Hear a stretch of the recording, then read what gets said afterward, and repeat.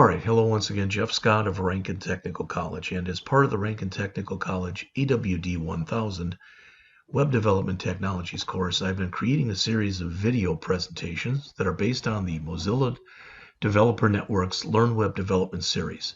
As you can see, I'm in the server-side website programming section under Express Web Framework Node.js/JavaScript. In here is a 7-part tutorial where you create a local library system. I'm in part 6, working with forms, and that is broken down into some sub areas. So far in here, I have done the create genre, so it's time to go into the create author form. That's what we're going to do now. So this subarticle shows how to define a page for creating author objects. As with the genre form, to use the Express Validator, we have to require it, so we have to open up our author controller and put this at the top.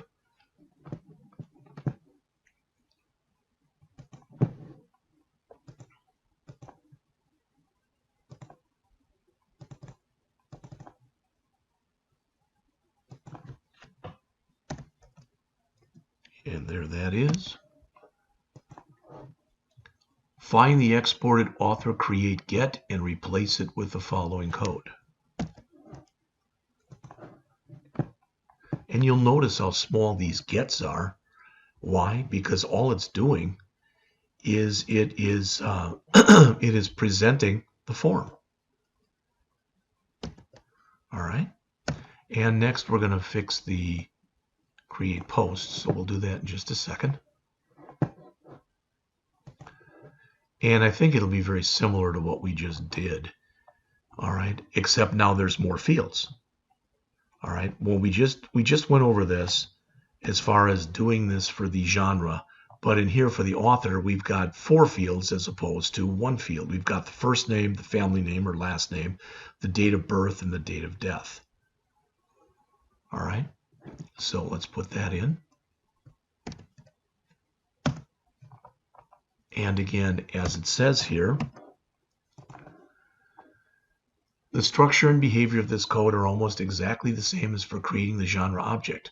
First, we validate and sanitize the data. If it's invalid, we display the errors. If it is valid, we save the new author.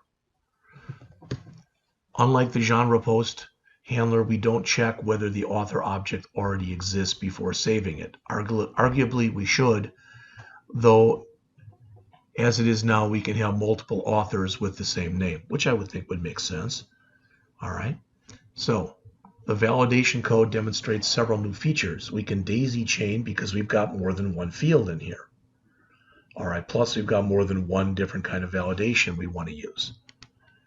We can use the optional function to run a subsequent validation only if it has been entered. For example, it says below we check the optional date of birth to make sure it's a compliant birth date. Finally, parameters are received from the request as strings. We can use the toDate and toBoolean to cast these into their proper format. Now we want to create an author form pug, and we're going to want to put in this into there.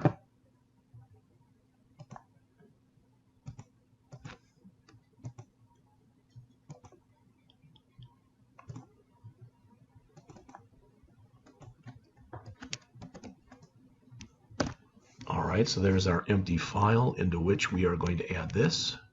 So again, here, remember in the first one we were creating the form, and in here, well, basically this is giving the HTML or the equivalent of the HTML actually to create the form. Some browsers don't support input type equal date, so you won't get a date picker. All right, or the default. And again, that's typically older browsers, so I'm not even going to worry about that. The template is also missing a field for entering the date of death. Create the field following the same pattern as the date of birth form group.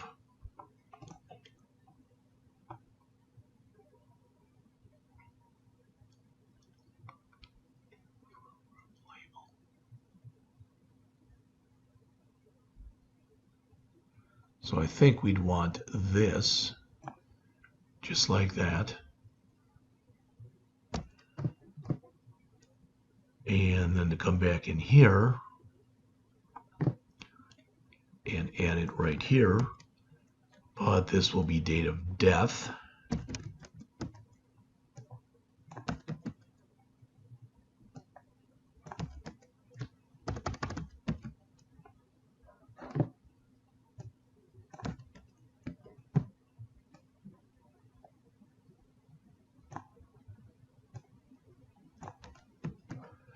All right, I think that's what they want. So I'm going to save that. If I get errors, I can always remove it. The structure and behavior is exactly the same as what we did earlier. Okay, I just added that date of death. So we'll look and see if we've actually got that in there. So let's go back into here. Let's refresh and click Create New Author. There's our date of death. So we can put in a name that already exists. You already know that. So let's put mine in here. So first name, last. So Jeff, I'm just going to put a first name in there. Last name, Scott. Date of birth, I don't even want to put that in there. I'll just put in today's date. 06/14/2021. Whoopsie. 2021. You notice it didn't allow me to put it in wrong, so now submit. All right, it's got me in there, and I've got no books. So under authors, there I am. Let's see, it looks like it is also putting this in alphabetic order. So let's try to put in one more and see if we can put it in the right order. So the first name will be Anne, and the last name will say, I don't know, Bronson. And we'll say that she was born 01/02 in 1900, and we'll say that she died in 02/03 2000. I'm making all that up. Submit. All right, she's in there under all authors. There she is in the right order.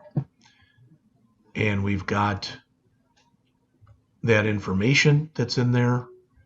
And under all authors, she's in there. Looks like it's working just fine. All right. All right.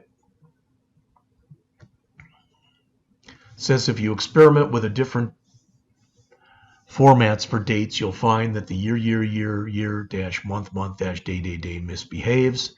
That's because JavaScript treats date strings as the time of 0 hours, but additionally treats date strings in that format. Okay, so you're not giving it everything it's looking for. So let's jump back to here.